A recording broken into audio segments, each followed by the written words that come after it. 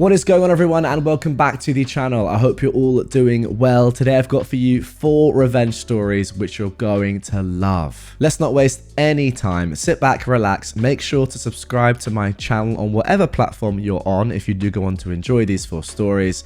Let's go. I used theatrics to spite my bully. He was pretty dramatic about the whole thing. Prelude. When I was a young man of just 18, I got a job in the Canadian oil patch. It was my first real job. It was the early 2000s, and this paid $20 an hour with no experience or education required. The minimum wage was sub $6 back then. It was called well testing. Basically, you hook up a closed pressure tank and flare stack to new oil and gas wells, then flow them and gather data for the oil barons. It's hard work setting up and tearing down, but the rest is recording gauges and computer work. Not bad for a first job. Except for fricking Gary. You work 2-man, 12-hour or 4-man, 24-hour crews. 1 labourer and 1 supervisor a shift. I was paired with a mean-spirited alcoholic in his mid-50s named Gary. He was overweight and lazy, only helping with things too heavy to lift on my own, like 250-pound pipes. He spent his days in the trailer for the most part anyway, watching DVDs, napping, and hourly typing a bit of data into a PC. He also likes picking on me with jokes, read insults. I'm not a small man, about 6'1" in heels. He was noticeably smaller, yet while not physically intimidated, back then I lacked confidence and had a baby face. I got called stupid a lot. When he found out I've never used a power drill, he asked me, "Didn't your dad teach you anything?" I made the error of telling him my dad was only in my life for a handful of years. The next time I made a mistake, he quipped, "No wonder my dad walked out on me." I did call him out on that. Like every other jerk alive, he'd tell me though that I couldn't take a joke. We always worked far out of town in the country. I often had to eat dinner with him in small town restaurants, mostly bars if we could help it. He drank a lot. He could actually be personable when not at work, and he was at least 2 deep. He didn't stop, and he drank every night. It quickly became the case that I drove us to work in his truck. He made $1 or $1.10 per kilometer, and we could drive 100 to 350 kilometers per day, every day, for weeks. 100 miles is 160 kilometers, FYI. I got minimum wage for travel time. He was hungover most mornings, didn't want to drive, and told me that he was boss. He slept like a gin-bloated corpse until we got to work. I worked with him for 3 months. 3 months of demeaning treatment and verbal abuse. I don't react much, but it's still true that everyone has their breaking point. I was very used to bullying by then, long story, so I just got silent. I think that might be my worst fear ever, by the way, just to interject. Doing a job with someone who is outright bullying you, and then even when the job is finished because you're working on site with them or whatever, or you're staying at a place overnight or for a long period of time you're not at home, you have to then do things sort of socially with them, like having meals with them, going out with them. I mean, that is just awful. The work alone is bad enough, but then after that, having to be with them, terrible. Part 1. The power of love. The first step in my quest for vengeance was remembering that it's impossible to defeat evil with the power of love. Okay, that's it. That's the end of part 1. Part 2, the power of terror. Yeah, that's a lot more like it. One night, while we were out of town on a job, during dinner, I mentioned to Gary, it's pretty lame that he sleeps most of the time while I drive his truck and he gets paid. Maybe he ought to kick a few bucks my way for the effort. He didn't like my suggestion that he be generous. The last hinge must have crumbled because he came unglued. More verbal abuse. And I was young, it actually reduced me to angry tears. When he threatened my job, it was a bad feeling. So I resolved to at least get away from him. I'd been taking notes because I wanted a different crew anyway. My breaking point was achieved. This is usually when my instinct for self-preservation diminishes and impulsive thoughts have fewer safeguards. I wanted to go home. Not revenge, but serendipity delivered the next morning. Gary was once again in his travel coma and I drove us to work. About 30 kilometers from side of the highway, on a pullout, was a semi-truck. Luck would also have it, it was running, and the trucker was outside his rig. I quickly formulated a plan. Gary always needed to be woken with intent, so he didn't stir when I stopped, got out, and asked the friendly driver for a favour. The trucker man agreed to my terms, got back in his semi to await the signal. Gary, blissfully sleeping off the last of his nightly whiskey, also failed to notice when I maneuvered his truck. Parking it, we were nearly bumper to bumper facing the big, beautiful Peterbilt. I lit the beacon. The truckers of Rohan answered with their own headlights. Like the horn of Helm Hammerhand sounding in the deep, the trucker hit his air horn with amazing commitment to instilling fear. I did my part by honking Gary's truck gleefully in respite and screaming my butt off. I cried bloody murder at blast level and yelled, "F, we're gonna die!" Striking like a battalion of bombers singing a chorus of fire. The glorious cacophony lasted less than a minute. What a sentence. When it hit him, Gary dented the ceiling. Good thing he's thick as cement, or that might have hurt. He rocketed up with such force because the amount of poop he rapidly expelled into his pants kept him in debt to his own bowels until retirement. The wonderful sound of his anguished howls segued quickly into apoplexy and rage. While coming to terms with what I had done, he couldn't correctly choke out his death threats. I reversed, peeled off before he decided to get out to make good, and gave the trucker a wave. I got about 10 meters down the road when Gary felt the need to tell me he had dangerously high blood pressure and I could have killed him with a stroke. About 4 years later, I went to paramedic school. So yeah, in hindsight, I agree with his assessment.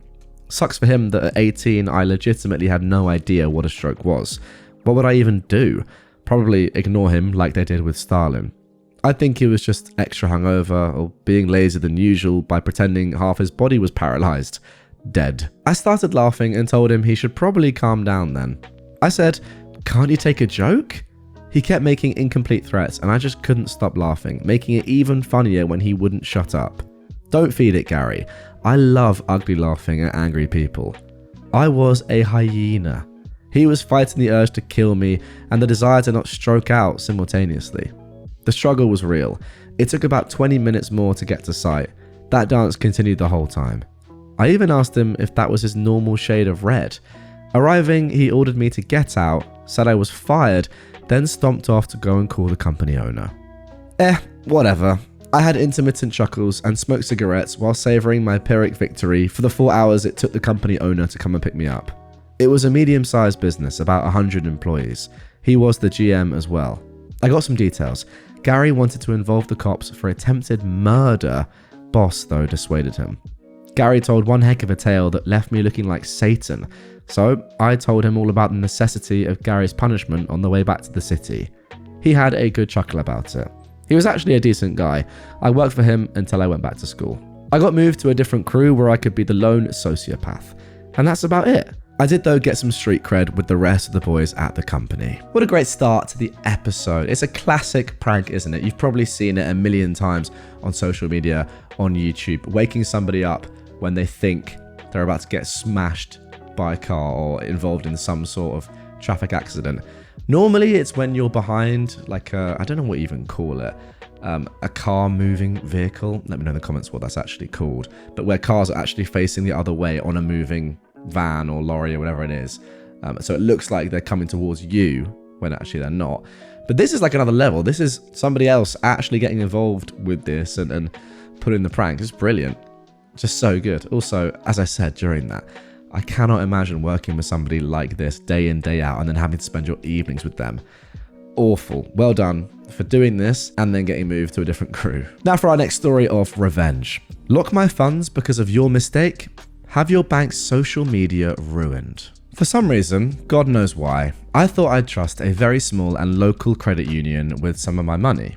When recently my card didn't work at an ATM, I asked for help inside the branch, and a clerk gave me a code to use that would deduct cash directly from my account.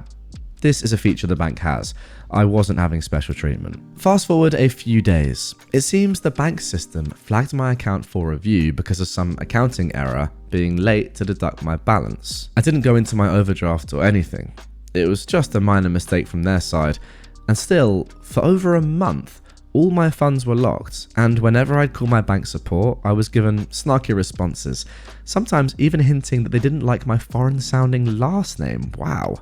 When I spoke to my family back home to vent about this situation, a younger cousin came up with an idea. Use some Russian service that pays people a few Russian rubles, 1 ruble is approximately 1 US cent, for reference, each time to post whatever you asked them on social media. This service worked like magic. The website even had the option to choose between American-looking profiles and other locales. After the most well-spent $3 of my life and some AI prompts later, the credit union's social media were flooded with hundreds of complaints. I'm sure this got to the right ears because on the same day, the bank's call center manager personally called me to say they understand my frustration, and even if I don't want my account anymore, the bank is ready to initialize a transfer of my full balance plus $50 compensation to any other bank of my choosing. Problem solved. They probably also realized there was no way to link this activity to me, and hence hinted at ending things on a positive note. Too bad I can't tell the Russian bots to remove their posts. That'll be someone else's problem now. Well, if you could let me know, OP, if you are watching or listening to this in the comments down below, just let me know the name of that service. I never, personally want to use it or anything. I can't think of any reason why I'd want to. But yeah, just, drop a comment or text me. Up to you. I mean, that just sounds so good. I can think of at least 7 things that I would utilize that service for. Probably illegal, actually. It probably is illegal. So I wouldn't actually do it, but wow. Research purposes only? Okay, let me know. Actually, you know what? I've changed my mind. Yeah, that's disgusting. That's disgusting. I would never use that. Where could somebody find those cheap Russian bots if they needed them? I want to know personally, so I can stay as far away as possible from wherever that location is. Imagine if this story was, by the way, just like a disguised advert for these Russian bots, and people read it, and you guys listened to it, and everyone was like, oh, well, how do we get these ourselves? And then the company did well. Would be a pretty great way of advertising, but there we go. Now for our next revenge story. Handouts. My husband, Rob, works for a company where he does a lot of his work in the back room, but sometimes works up front dealing with customers. When he's in the back, he constantly overhears a group of co-workers talk politics. It drives him crazy as he disagrees with their stances, but he keeps his mouth shut.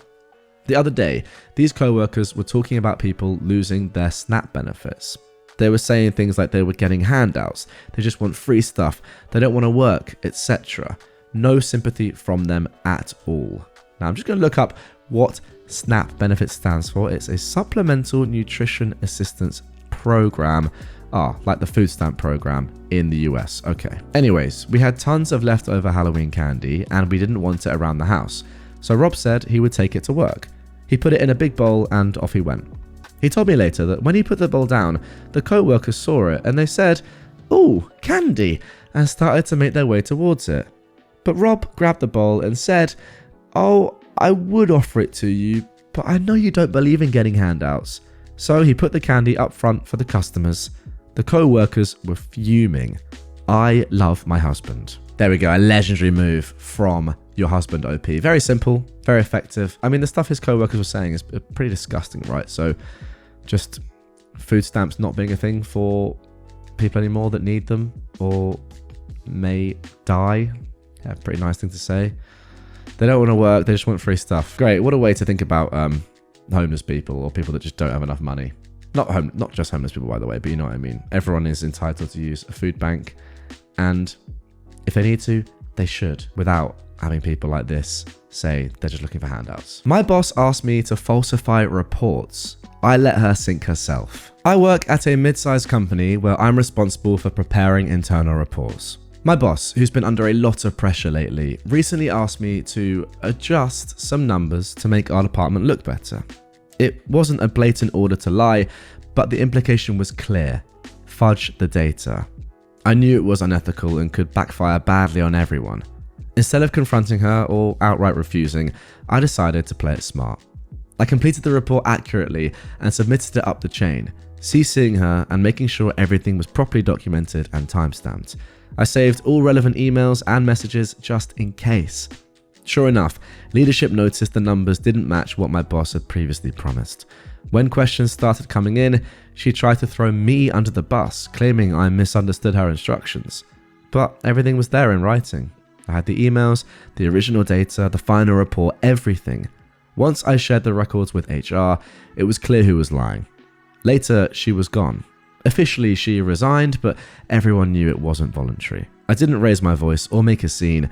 I just did my job right and let her take the fall for trying to manipulate the truth. There we go. I think that's actually a very clever way of doing this. I think if I was asked to do this, I think I would say no to my boss's face. But actually, that wouldn't be, like you said here, OP, that wouldn't be the most effective way of doing things. Like, if you wanted to get your boss reported or make her lose her job or whatever, then by saying no, that wouldn't really do anything. Like, you could say no and then claim that she had asked you to falsify reports, or maybe even show an email where she had asked that, but she didn't actually do it, or you didn't actually do it either. You know, like, it wasn't actually done. Therefore, could you be fired for it? Still, probably you could, but having it actually be done by you, her signing off on it, and her officially saying, yeah, I'm happy with this, that is obviously grounds for her having to be sacked immediately. So yeah, very clever what you did. Interestingly, someone in the comments said, OP handled this perfectly. I will though add one piece of advice for anyone else in a similar situation. If the person asking you to do shady stuff is high enough in the organization, they are often in a position to delete emails. And even if they didn't have the authority, they may have a friend in IT who is open to doing unethical acts. Wow. Always save your emails and texts to someplace solely under your control. It sounds like OP did this already because they had the emails, the original data, the final report, everything. But there's a good point. Like, these people that are doing this shady stuff probably have a way of covering their backs too, or at least have thought about it. So yeah, you've got to be extra careful and ultimately just get these people out of the company. I mean, what are they doing? She should go to prison for something like this. Anyway, guys, that is going to do it for this one. Really hope you enjoyed it. Let me know in the comments down below, what was your favorite of the 4 revenge stories? Make sure to subscribe to the channel if you're new. If you want more content right away, check out this episode on screen, and I will catch you tomorrow with some more ridiculous Reddit stories.